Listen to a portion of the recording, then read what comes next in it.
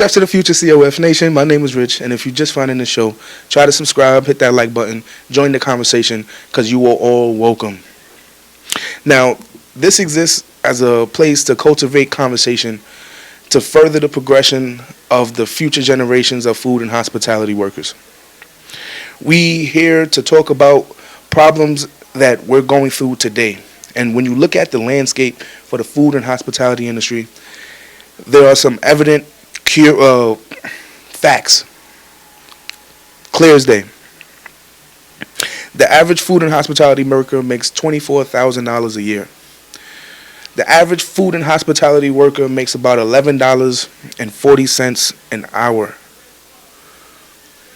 Now, the average United States worker makes about $52,000 a year. So statistically speaking, the average food and hospitality worker is expected to make half of what the average U.S. employee makes. So now we take a look at some of the better hospitality programs on the collegiate level, the colleges that's offering them, and how much their semesters are. So you look at a school like Culinary Institute of America, which when I was going to college was one of the best schools to go to, if not the best school to go to, if you was pursuing a culinary degree. So today, for an associate's degree, you're looking at about $75,240 or $19,270 a semester.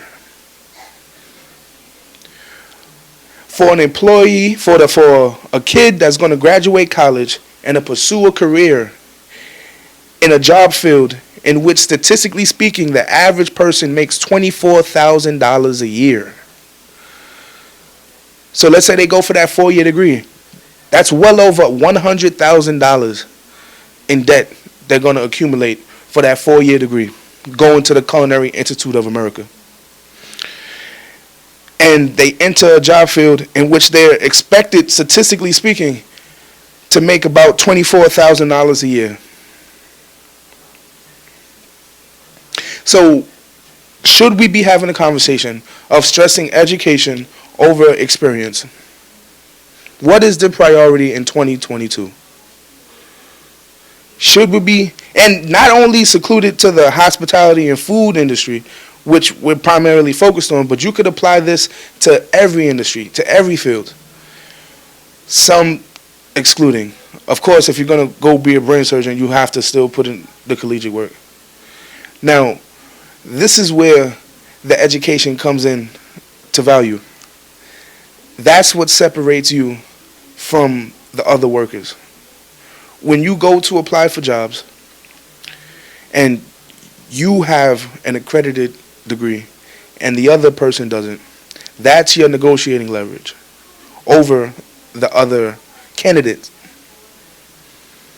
And that's where the safety is learned. That's where the social aspect is learned.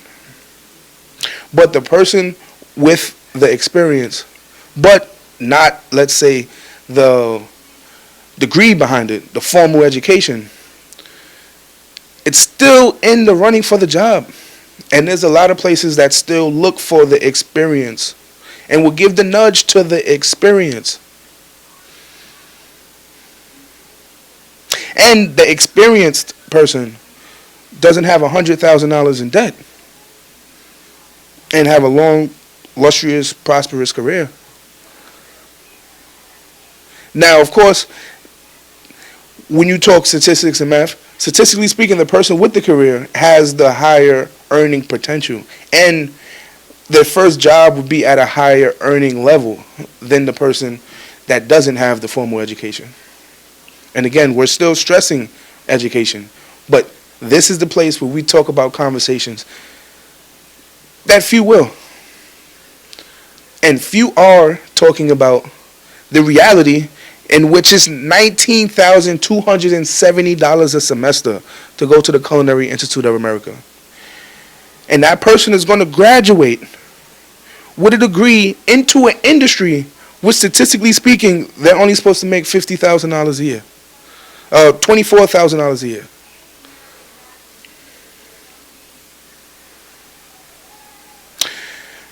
40% of all food and hospitality workers are near or at the poverty level.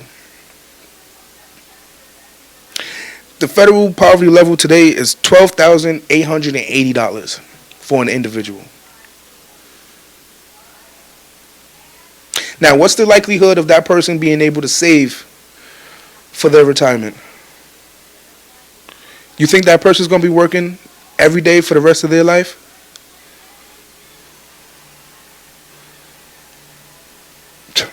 It's crazy. Miss me with that, boy.